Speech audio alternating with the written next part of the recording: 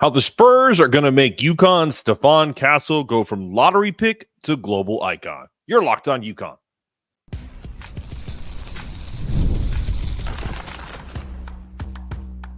You are Locked On UConn, your daily podcast on the UConn Huskies. Part of the Locked On Podcast Network, your team every day. Thanks for making Locked On UConn your first listen every day. We are free and available wherever you get your podcasts and on YouTube as part of the Locked On Podcast Network, your team every day. Little housekeeping, my YouTube support has been amazing. Keep that up. Subscribers keep growing. I'd love to have all of those subscribers also download the audio version wherever you get your podcast. It's equally as important for helping the channel and the Locked On UConn audience grow. So if you can do me two quick favors, don't just subscribe. Click that little subscribe button if you haven't already. But at the bottom of your screen, then head over to Apple, Spotify, wherever you get your podcasts. Hit that follow button. This way you'll never miss a moment of Locked On UConn. I can't tell you how much your support means to me. It's everything. If you're tuning in from your car, give us a 5-star review once the show is over. I think we have something like 21 5-star reviews on Apple, 18 or 19 on Spotify. So keep pumping those numbers up. Really appreciate it. Helps us get a bigger audience who are interested in more UConn content. Today's episode is brought to you by FanDuel. Make every moment more. As the playoffs are over, the sports stop sporting like we want them to. But this summer, FanDuel is hooking up all customers with a boost or a bonus daily. That's right. There's something for everyone every day, all summer long. Visit FanDuel.com/lockedon to get started. As you guys probably already know, I was a tennis pro. Get some Wimbledon bets in. Then you have the Olympics where you can probably bet on all the different Olympic events. So today's episode, the Spurs have done something incredible by drafting Stephon Castle. We know him as an incredible college player with a fantastic family that has helped him along the way. But by drafting him in the lottery pick, it's not that they're just going to make an NBA star. He's going to be a global icon. And why is that? Pretty simple reason. He's always going to be linked now with this 7'4" Frenchman who won the Rookie of the Year, Victor Wembenyama. And I think the hype for Victor was a little crazy to begin with, but if you watched him play, he's an absolute freak. And I think with Steph, learning how to play with a versatile big like that is nothing new. He's going to, now, not comparing Victor Wembenyama to Donovan Clingan, but I think the aspects of what Steph brought from UConn is one of the reasons why the Spurs have been eyeing Castle since high school. They didn't know they were going to get Victor Wembenyama. This just makes it almost like a cherry on top. So Victor won Rookie of the Year. The GM of the Spurs, Brian Wright, we played some of his comments when we had Adam Zagoria on from Zag's blog. He praises Castle's versatility, toughness, intelligence, notably playing both on and off the ball, something that we highlighted as to why he was or should have been considered as the top pick in the draft. They value UConn's pedigree, the winning aspect, the hard work, the competitiveness, the execution that were fostered all at UConn. He noted that Castle is a team first player from a program known for its rigorous coaching. So shout out Dan Hurley. And that's something, again, that he's going to get at the pro level. Pop is a notorious players coach, but guys get worked hard there, and they're shown the ropes of what it's like to be a professional NBA player, to go about your business in a professional manner. His versatility Castle sees himself as a point guard, but will also play off the ball at San Antonio. So I think in today's NBA, it's positionless. It's kind of the way Dan Hurley likes to play his offense, and that's also one of the reasons why Castle was so attractive to San Antonio, because he may have said to teams that he was a point guard, but the reality is he is a fantastic basketball player that can play on the ball, off the ball, some wing, can guard larger players, 6'6", just an incredible frame. I think he's eager to demonstrate his versatility and contribute to the teams, to the Spurs' bright future, because that's what they have in front of them. They're primed for being a young team, a fun team, and having the backing of a global star is only going to bring more eyeballs. So Steph's possibilities for improving his not only his basketball acumen, but his brand outside of the game are limitless. You wouldn't think that, going to San Antonio, middle of the country, he's not playing on either coast, but the ability for him to really show what he's got is going to be, prime. He's in a prime position, and he's eager to demonstrate that versatility and contribute to this team's success. So he is excited to play on the ball and off the ball. He said so in his introductory press conference, and also excited to be in ball screen action with Wembenyama. So that's an incredible duo that could be, fostering some championship play in San Antonio. And there's absolutely no better place to go and no better place to be coached from Dan Hurley now to Coach Pop. Got to give a shout out to Steph's parents. Quan and Stacy, they just, from everything that we've learned at UConn, Quan was taking pictures with folks at games. Stacy was always a great presence at games. They weren't fans. They were fans on game day, but they were great parents overall. And that's just what great parents do. They're not best friends with their kids. They instill incredible work ethic. And from Dan Hurley's quote, Quan and Stacy, where you've got parents like that, it makes a coach's job really easy. So I can't stress this enough to any Spurs fans that will catch this podcast.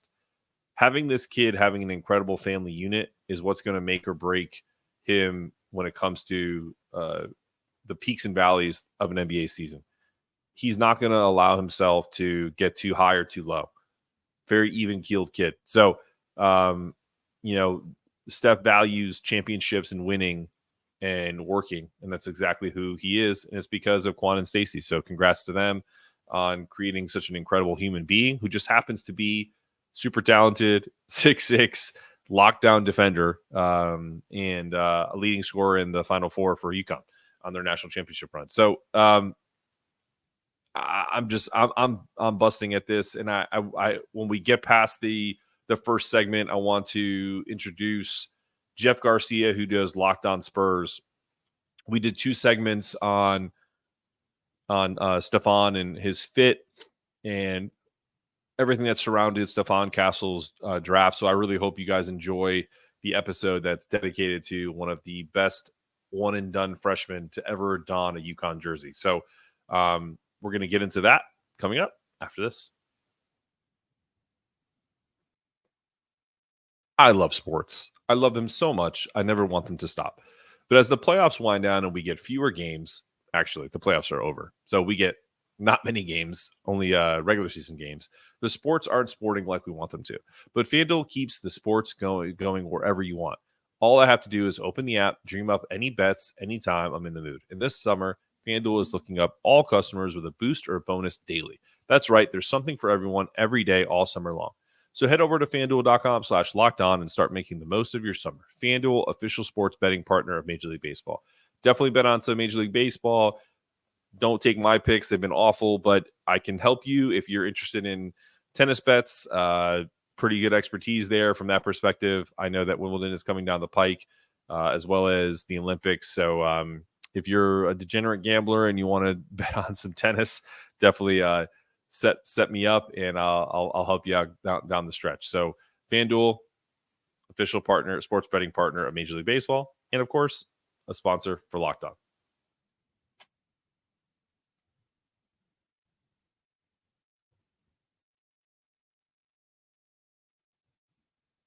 Well, we talked about Jeff Garcia and Locked On Spurs. Here he is with the first of Stephon Castle and me answering some questions about how he's going to fit the San Antonio Spurs. Enjoy.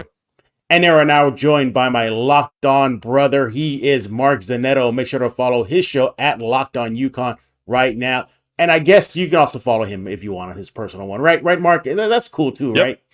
Yep. You can follow me at Mark Zanetto CBB. So college basketball there. But Locked On UConn is another page I run as well, for sure. All right, so why is Mark here? Well, he's joining us today. He's going to give us all the inside scoop on the newest member of the Spurs. You know him, Stephon Castle. By the way, Mark, did you know there is now an official San Antonio coffee drink named after him in San Antonio? I didn't know that. That's awesome, man. What's the drink? What do they add, like espresso shots or? Well, I'm glad you brought that up. Okay, let me see if you can figure this out. Okay, it's called La Chateau. Well, now, why would it be given a French name? Because he's a castle. Like, I mean, that's probably part of it, right? Good thing. Yeah. Well, the coffee company in San Antonio did it because he's pairing up with Wemby now. But they did not forget about his roots. They added some Georgia peach flavoring.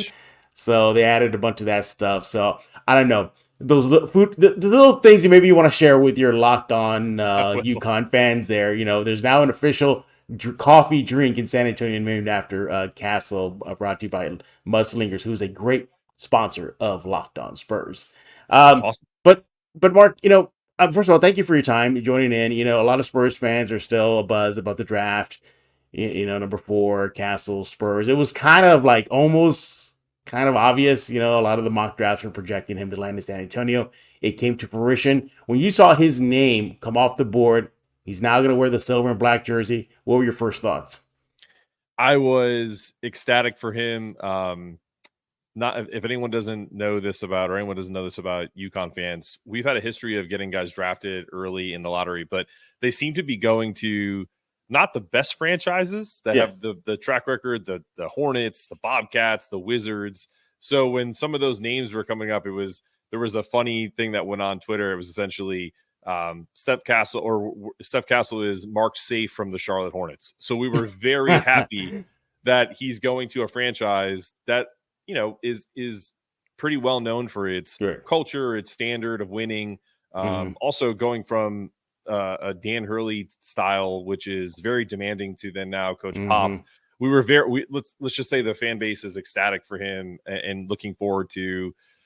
By the way, the Final Four is in San Antonio next year, so you probably have a lot of UConn fans, barring they make it, coming in wearing their Steph Castle San Antonio jerseys. So just to give you that heads up as well.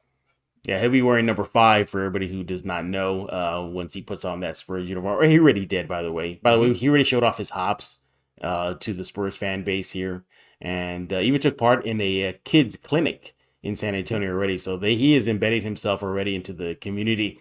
Now, heading into the draft, you know, obviously the Spurs are in a rebuild. I think the whole world knows that. You know, they're years from even maybe sniffing a 1 through 6 spot in playoff in the NBA in the West. But part of the rebuild is, you know, what is this kid going to bring? What is he going to do? Now, during the press conference, his introduction press conference, he said a couple of things I want to bring to your attention. First of all, adapting to Wemby. He said that it shouldn't be a problem because he played with Klingon. But no, Klingon's a great player. We'll see what he does in the pro level. But in just one season, Wemby's already showing this sky is the limit, and maybe the space is the limit because of the whole alien thing. But how do you foresee him adapting to Wemby? Because I don't know if you know this, Mark, but it took the Spurs nearly 2/3 of a season to finally get what it's like to play with Wemby. Yeah, no, I think his game, Steph's game, is pretty expansive. So playing with a kid like Victor is definitely going to enhance some of what he already does a lot of, which is finding opportunities for his teammates. And I think the fact that Victor has the ability to space the floor and can shoot from the 3-point range all the way to obviously being a rim runner, it kind of only gives the Spurs offense and Greg Popovich a lot of different opportunities to run sets with them together. And also, you know, he mentioned Klingon, but I think it's also because Klingon had that ability being in UConn's offense where he wasn't just planted under the basket a la like a Zach Edey, just because he's 7'2" plus. He spent a lot of time away from the basket, kind of creating that UConn offense, which was very NBA like. So you're getting a kid that's pro ready, but also ran a pretty intricate offense, either on the ball or off the ball. So I think it'll be an easier transition. Yeah. But like anything, I think it'll be about how he reads and processes the game at the NBA level, which I think he'll have no issue with. But having the ability to kind of kick it out to Wemby, but also throw him lobs or good passes where it puts him in an advantageous position to score easy buckets is what Spurs fans can look forward to. Yeah, I mean, he pretty much made it clear during the intro press conference. He goes, "Yeah, it's not a problem. I see a big guy over there. I got to give it to him." Pretty simple. Sure. Another thing he brought up during his intro conference was that he had no idea that the Spurs were scouting him since high school. Okay, granted, high school, then 1 year in college, and here we go. But nevertheless, when you hear stuff like that, and your UConn fans hear stuff like that, the freaking Spurs were following his career since high school till now, and he was their guy. What does that reflect to him? In your opinion, how do you think, since you obviously saw him closer than I did, how do you think that's going to impact his game moving forward? Yeah, I think not a lot bothers Stephon Castle. I think what you guys will find is what you see is what you get. He's got an incredible family that has supported him in his journey from high school now to 1 year at UConn, national championship, now top 5 pick. He's a very kind of stoic guy. Like he's very chill. And so he's a no drama player. Like, so I think that's also part of it too. What maybe come across as aloof is actually just his personality. Like he is he's all about winning, all about business. And so I think the fact that he didn't know that they were scouting him since high school is pretty, par for the course for Stephon.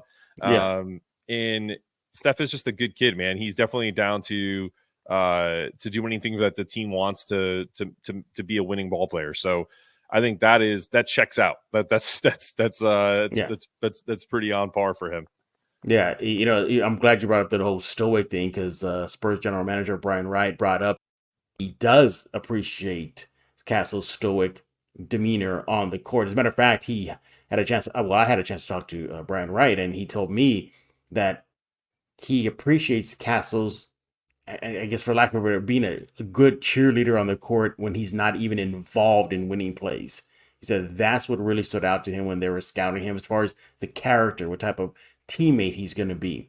I think Brian Wright told me, he goes, there could be a great play and somebody's on a, scoring run and he had nothing to do with it. But there he is, just hooting, hollering, jumping up and down and everything.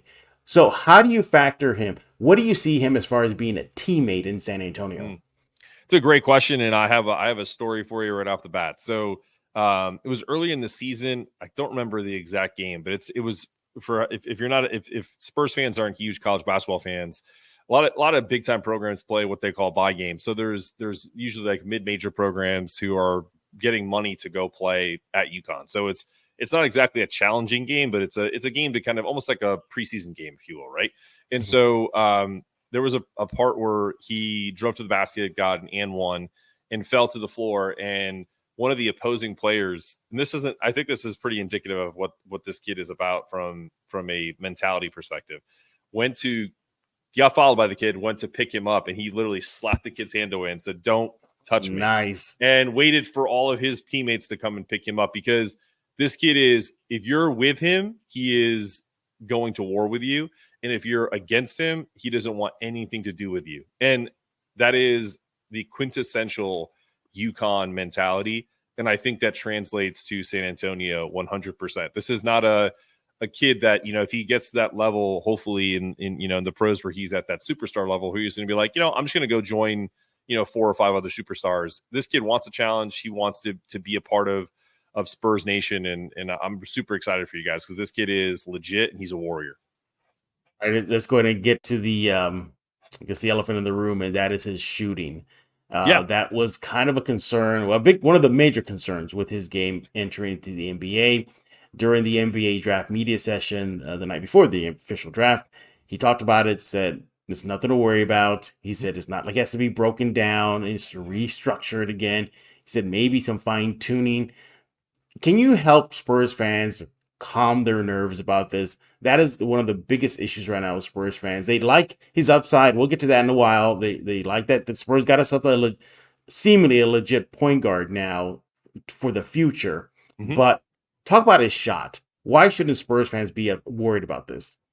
I mean, I'll give you a good example. It's like at the beginning of the year, I 100%, because if there was one thing that I did well on a basketball court is I could shoot the basketball. So Yeah. it sometimes bothers me when I see elite athletes that can't shoot free throws. And at the beginning of the year, he struggled with that. And he had a knee surgery earlier in the year to clean some stuff up. So he was working his way back into shape, and maybe that had something to do with it, bending and shooting and all that stuff that goes with it, the mechanics. But the idea that he pumped his free throw numbers were whenever he got fouled, I had no question in my mind he was going to make big free throws down the stretch. They didn't ask him to shoot a lot of threes, but when he was open, he made them. Like, I mean, if you look at the Final Four games in particular, like things that meant something, not the beginning of the year when he's facing against inferior opponents. He made big shot after big shot. Alabama is a great example. Alabama was a huge analytics team going into the Final Four, and he was a 27% three-point shooter at that point. They literally didn't guard him. They put their center on him at the beginning of the year and basically just said, hey, we're just going to let you shoot. He made his first 3 out of 4, and then they were like, okay, well, I guess we have to figure out, like, this kid is a good shooter. He's got great form. I think we don't have to worry about it. I made a draft decision. I actually picked the Spurs picking him at 4, so I was happy to be right about that. But I did say the one downfall is he's like a pitcher that throws 100 miles an hour, but didn't trust his stuff. And all he needs is the green light and confidence to just keep shooting. That's what Dan Hurley used to say to him. He'd look at him and just go, keep shooting, man. You're fine. He's going to be fine. He's got great form. You guys have nothing to worry about. Well, that was the first part of our conversation with Jeff Garcia from Locked On Spurs. If you're not following them, go follow Locked On Spurs on YouTube or wherever you get your podcasts. Definitely want to pump Jeff's numbers up, because if you're going to follow Stephon Castle's career, Jeff is a beat reporter. He's also really on the pulse of the San Antonio Spurs. So here's the second part of the conversation coming up after this. Player, big check mark. Okay, but the process is not done yet. They still need to address the point guard. We'll talk about Castle in a bit, and many other pieces. But with Castle now in San Antonio, there's been somewhat of a debate between Spurs fans. Is he going to be a starting point guard? Is he just going to be that off guard? Chris Paul is now a Spur. Yeah. He might be the starting guard. How do you see that? Do you think it'd be better off for Castle to get the start or come off the bench? How do you think it would be the best approach for Castle? You know what? That's going to be something that the coaches have to really kind of monitor. And I don't mean to sidestep that. I just, completely fair, like, this kid wants to compete. So if it means spending a year being Chris Paul's understudy to kind of learn how to win. Oh no, not that. Yeah, I mean, that's perfectly fine. Like, when I saw that they signed CP3 over the yesterday or whatever it was, I was actually pretty happy, because I think Steph can learn a lot from him. Maybe not the under the table blows to the midsection. Maybe we can tell Chris to stop doing that. But outside of that, I think Chris Paul is a Hall of Fame point guard and really can show Steph a thing or two in that regard. I don't think Steph is going to care. Like I told you, he's a no drama player. So if Pop says, listen, you're coming off the bench and, to start, because you're going to jumpstart our second team and we're going to be dominant because of that, make a playoff run. He's going to take to that. This kid is not the type that's going to make waves. So I'm good either way with him. I think that is not something you guys have to worry about, but I'm curious though, if they play together a little bit, just because Steph, like we talked about, Steph is going to be a capable 3-point shooter. So if you put CP3 and Victor in a pick and roll situation and you're spreading Steph out to be kind of more of a shooter, he's going to make the right decision. If he's open, he shoots it. If they hedge out on him too quickly, he can he can attack the basket, kick out to whomever that's open. He's going to work in the framework of the offense. Yeah. Just overall question: is he a point guard or is he just a guard? Yeah, I think he's a point guard. And he's a point guard because I look at point guards today as the ability to facilitate and score. He can do both, right? So if in my breakdown of him for Locked On for their draft coverage, it was he sacrificed his scoring in college because he played a role on a national championship team. Mm-hmm. If you put Stephon Castle on Memphis or I'll use someone that's close to San Antonio, like if at Texas Tech or at University of Texas, and he was a featured point guard in their offense, and he got 40 minutes a game. He's averaging 20 points, 8 assists, probably 7 or 8 rebounds a game. You may not even have gotten him because he would have been the number 1 pick in the draft, is what I'm trying to say to you, is that because he played on a team that has a role where he was only averaging 12 or 13 points a game, 4 or 5 rebounds, et cetera, because of his minutes, because he was not doing everything that he could have done. That's what the Spurs liked about him, is that the fact that he's untapped potential. He has the ability to do more. And I think as a point guard, he's going to show you that. I think he's got major Drew Holiday vibes right now, but I also have an even bigger upside for him that when you get to that question, I can share it and hopefully get your Spurs fans very excited. I hope so too.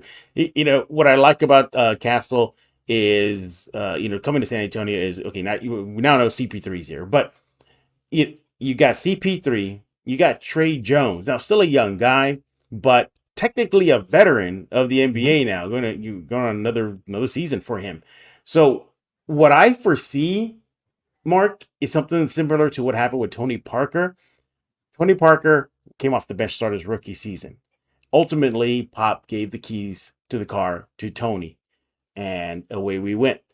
And Tony at that time had a veteran behind him. It was Speedy Claxton, Antonio Daniels. You got likes of Avery Johnson behind him that kind of were showing him the way, a little bit, to start his career. And then, history happens and, hey, we're off to winning titles. Now, I'm not saying the Spurs are going in that direction yet, but I can definitely see that where maybe a CP3, a Trey Jones is playing ahead of him and Castle's coming off the bench. And then eventually get to the point where, okay, how you feeling? You feel good? Okay, CP3, you played off the bench last year with the Warriors. You're coming back.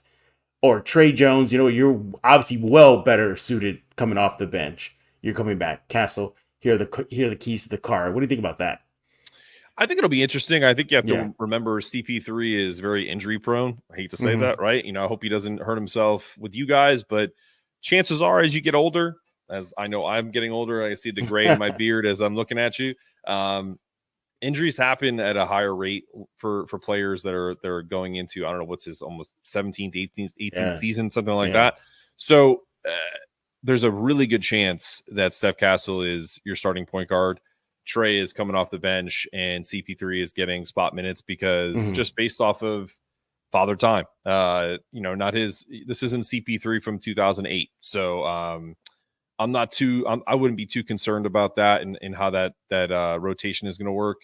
I think CP3 is there for almost like insurance because they're probably figuring if he plays half a season, they're getting, that's what they kind of paid him for. Like $11 million in the NBA today is not a lot. And so, which is nice work if you can get it right. I think that's what you're seeing is CP3 is going to be more of a part-time player. Yeah, I look what he said. We were kind of making fun of it earlier, but oh no, not CP3 there for Stephon Castle, not that, or even Trey Jones to a degree. He's been thrusted into a starting point guard role in his career, from time to time, so he can lean on that as well. Absolutely. Now the big question here, and I prepared you for it, everybody. Yes, I told Mark the question I was going to ask him to close out the show. Spurs are in a rebuild. Is he the point guard for this rebuild fully, for the entire extent? Yes. And I say this, if you guys don't know anything about UConn fans, we are very pessimistic and we are we're very guarded with our, not a lot impresses us because this is, if you see the banners behind me, 6 championships in 30 years since 1999. This team is used to excellence and used to winning.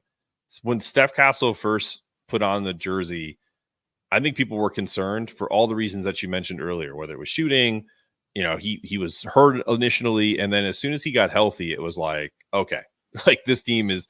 I don't see anybody beating this team because this kid's at the helm. And we also had guys drafted, Klingon was just after him. You had 2 guards get drafted also in this draft with him. If there was no Cam Spencer, Steph's numbers would have jumped up. If Tristan Newton had left last year, again, Steph is leading the pack, so to speak, right off the bat. I said this kid has Drew Holiday vibes coming into your team right now. Elite defense, capable shooter that's only going to get better. Team guy, can drive to the basket, but is likely going to show a great change of pace, can give you everything that you need from an offensive perspective and defensive perspective. But his biggest ceiling, in my opinion, because of his frame, because of the way he goes to the basket, almost like he glides, he takes his time, and then all of a sudden he's at the hoop. It's the change of pace of a veteran. And this is a name that is that was in the MVP conversation this year, Shai Gilgeous-Alexander. That is my ultimate ceiling comp for him. I think he can get to that point because the kid's a worker, and he's under the right tutelage. I mean, Popovich has coached Hall of Famer after Hall of Famer. Maybe you're looking at a Manu Ginobili type because of the same size, the ability, and if he improves that shooting.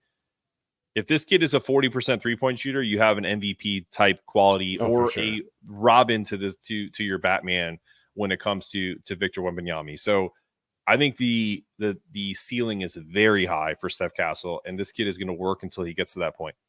Yeah, I thought the highest ceiling for him to reach was a guy named Mark Zanetto. I thought that was going to be the ceiling. Yeah. I was like, what? He's not going to reach Mark Zanetto levels? What? Yeah. Just kidding. But no, I'm excited for the future with Castle in San Antonio. Obviously, we don't know how players pan out in the NBA. We just don't know until they finally get that experience under their belt. But what we've seen and hearing so far, whether it be college film or what he said, once he became a Spur, it looks like he's going to be a perfect fit for the Spurs, for Wemby, for the rebuild moving forward. The size, the mentality, the stoic approach in a good way, not in a just very even keeled on the court. Cheering for his teammates, can put up some points.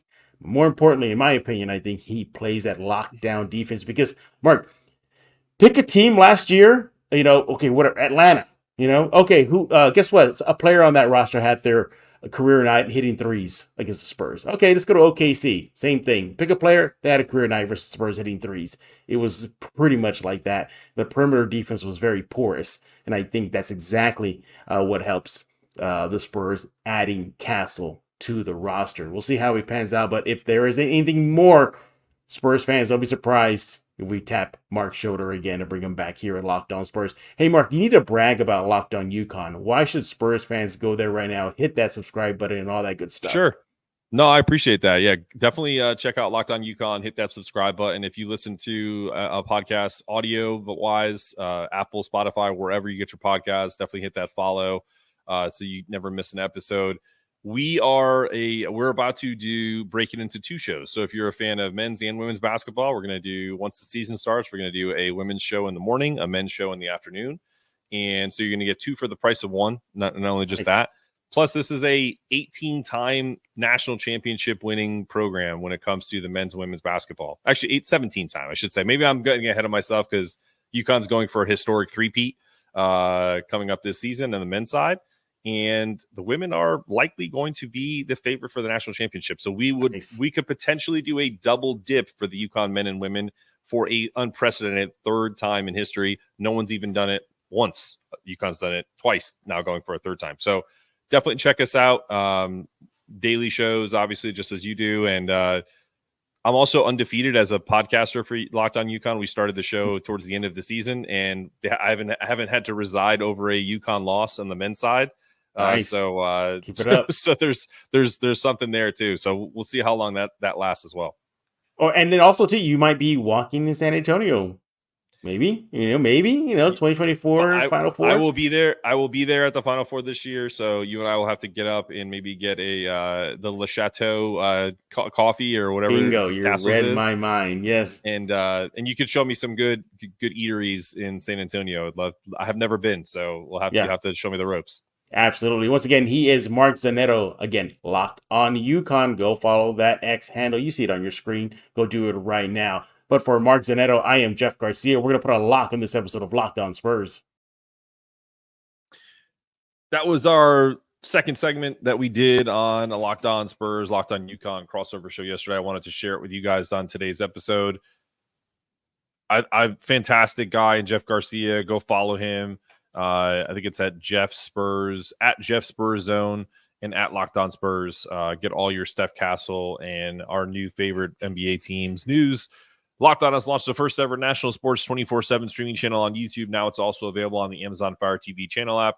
And Locked On Sports Today is here for you 24/7, covering the top sports stories of the day with the local experts of Locked On like me, plus our national shows covering every league. Find Locked On Sports Today now available on the free Fire TV channels app. I hope you guys enjoyed this special Stephon Castle draft and Spurs edition of Locked On UConn. This has been another episode of Locked On UConn. I'm your host, Mark Zanetto, asking you to stay locked in, stay connected, make sure your toughness meter is always rising, and as always, go Huskies.